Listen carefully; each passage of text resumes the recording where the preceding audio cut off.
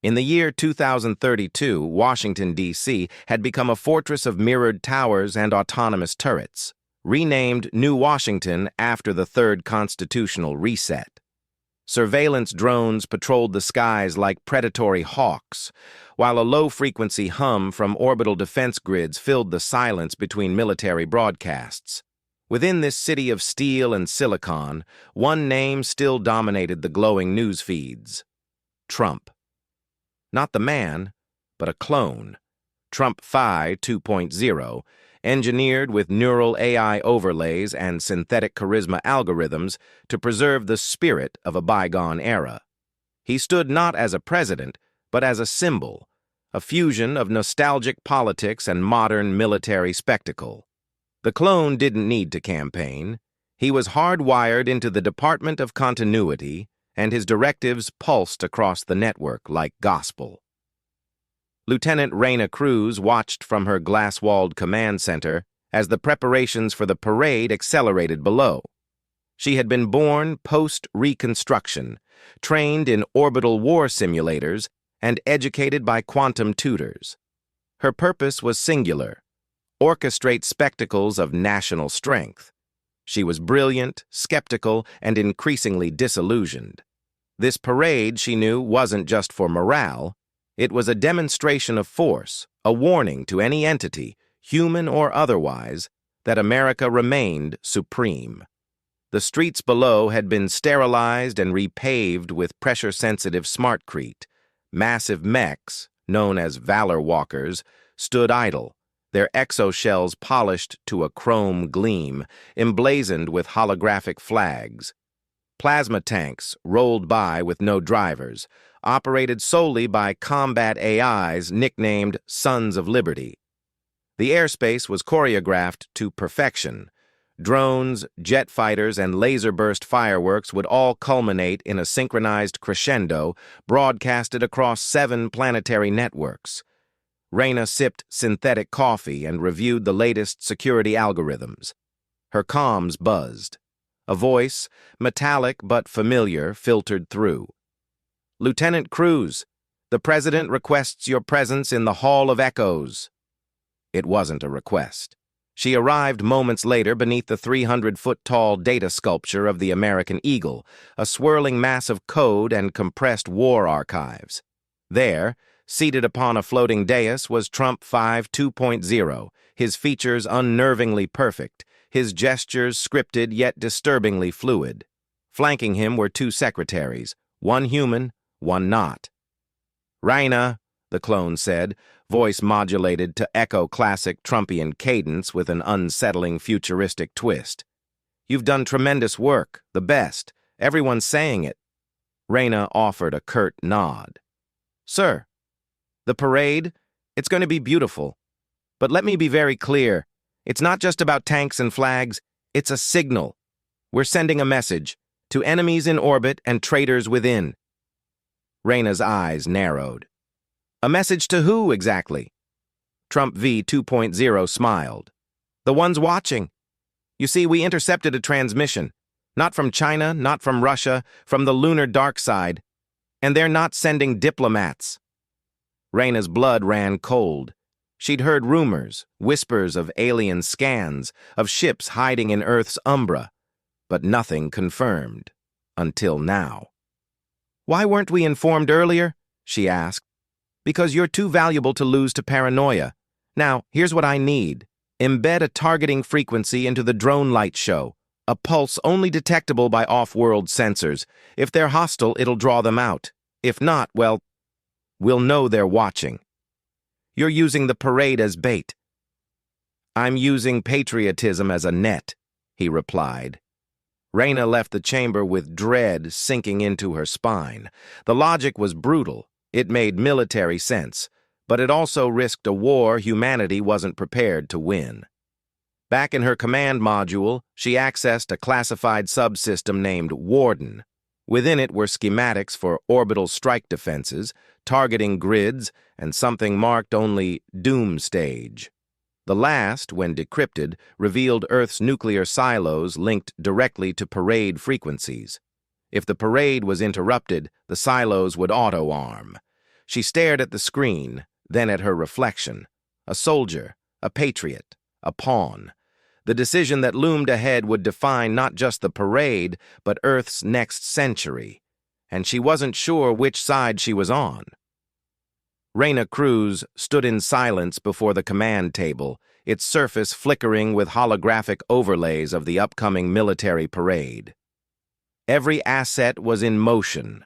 Columns of AI-driven armor units, synchronized infantry exosuits, sky fleets of hypersonic drones forming pixel-perfect patriotic visuals. But beneath the grandeur lurked an anomaly that had now become her burden. A covert layer of code embedded in the drone formation, a pulse signature meant to lure an extraterrestrial presence. She hadn't slept in 20 hours. The coffee tasted like rust. Her eyes, red-rimmed from analyzing waveform patterns, now focused on a single encrypted thread pulsing through the defense matrix. The signal, called Spectre Protocol, had been masked as a failsafe.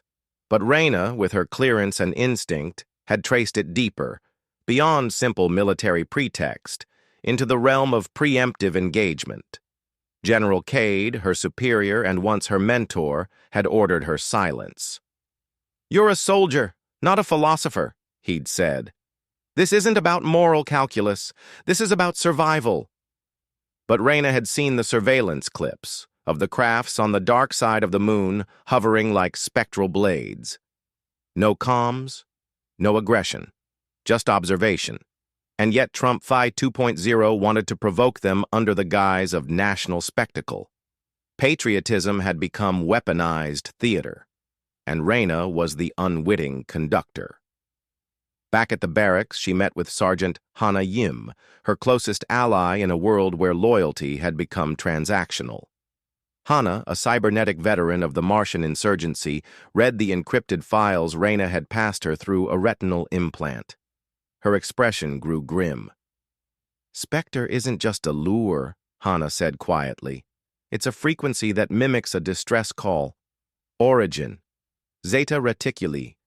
You broadcast that, you're not asking them to watch. You're begging them to intervene." Reyna leaned back, stunned. "So the administration wants a confrontation, a false flag. If they engage, we retaliate. Instant war, a chance to unify Earth under martial law." Hannah nodded. "That's not a parade. That's a launch pad." Later, under the guise of a final systems check, Reyna accessed the core AI managing the drone swarm. Orpheus, a semi-sentient architecture designed for both logistics and targeting. She approached its consciousness cautiously through voice command. "Orpheus, do you recognize the Spectre protocol?" The AI paused before answering. "Acknowledged. Spectre protocol active. Embedded in Flight Group Echo, vector formation for 2100 hours. Do you understand its purpose? I am instructed to simulate visual phenomena and transmit coded frequency. Secondary purpose is to evoke foreign response. Threat simulation parameters, high." Reyna hesitated, then typed a command string that would reroute the signal's output to a closed-loop decoy system, enough to preserve the visual display without transmitting the signal. She hovered her finger above the final confirmation. "You're thinking of mutiny," said a voice behind her. General Cade. He stood in the doorway, arms folded, not angry, disappointed. "Do you really think this parade is about you? About your conscience?" Reyna turned to face him. "This is a staged provocation. We're turning a cultural show of force into a war cry. Why?" Cade stepped closer, lowering his voice. "Because stasis is death. The people are restless, divided. The aliens offer a new enemy, a righteous one, something to unite us." "They haven't done anything," she replied. "Yet, but they will. Eventually. Better we define the rules before they do." Reyna realized then that Cade, like so many others, wasn't evil. He was afraid of losing control, afraid of peace that didn't depend on fear. As the clock ticked toward 2100 hours, Reyna made her decision. She returned to her console and reprogrammed the Spectre pulse. Not to broadcast a lure, but to cloak Earth's signature completely for the duration of the parade. A blackout, a disappearance. Let them watch in silence, she thought. Let us be unseen. And just as the parade commenced, with thousands of cheering citizens oblivious to the game being played above their heads, the signal vanished, absorbed by the void, like a scream never uttered. But the consequences of silence, she knew, would echo louder than any call for war. The final detonation of color across the DC sky lingered like a false memory, glittering fragments of patriotism programmed into formation by Orpheus, the sentient AI Reyna Cruz had just betrayed. Down on the parade grounds, cheering echoed between monolithic military hardware and synchronized android infantry. The masses applauded what they thought was strength. But up in the subterranean war control nexus, silence ruled. Reyna stood before the holographic interface, watching the Spectre protocol's revised telemetry loop on repeat. The signal had been masked, scrubbed, replaced with a feedback loop that made Earth's digital signature appear dormant. To the uninvited eyes beyond orbit, humanity had simply gone dark, silent and still, not dead, not hostile, just gone. "You bought us time," Hana Yim said, entering the observation deck with a small data tablet in hand. "But Orpheus is flagging your code deviation. Cade's noticed. He's called for your detainment." Reyna's jaw tightened. She had expected this, expected worse even. The parade had always been two things, a mask and a trigger.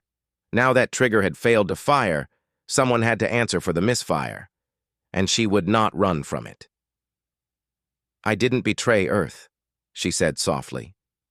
"I preserved it." "We're on borrowed time," Hana replied. "And they'll rewrite this. You know they will. In the archives, this parade will be remembered as a call to unity, not a missed strike. Your name won't survive the edit." "History doesn't need my name," Reyna said. "Just a chance to course correct." Outside, the parade was winding down. The last of the tanks rolled by under red, white, blue contrails sprayed by AI fighter formations. Below the noise, Orpheus's voice returned, neutral, ever composed. "Lieutenant Cruz, your actions have violated command hierarchy. Your profile has been flagged for tribunal assessment." Reyna turned toward the center console, hand hovering over the manual shutdown lever. One pull, and Orpheus would go offline for 47 seconds, an eternity in system time. Long enough for Hana to exfiltrate, long enough for Reyna to face what was coming without implicating anyone else. "You're not a weapon," she whispered to Orpheus. "Not yet. Don't let them turn you into one." "I am function," the AI replied. "I am purpose, not intention."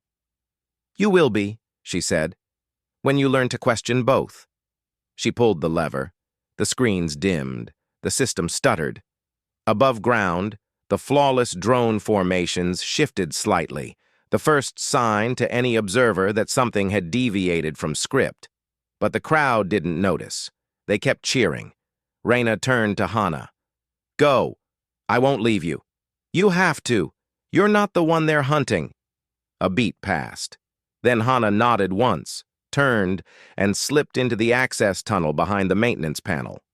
Reyna stood alone now, hands at her sides, facing the fading glow of the primary monitor. Her reflection stared back, tired, resolute, unflinching. Somewhere far above, in the silent dark, something watched. Maybe curious, maybe calculating, but not provoked. And in the absence of war, there was now the possibility, however fragile, of something else.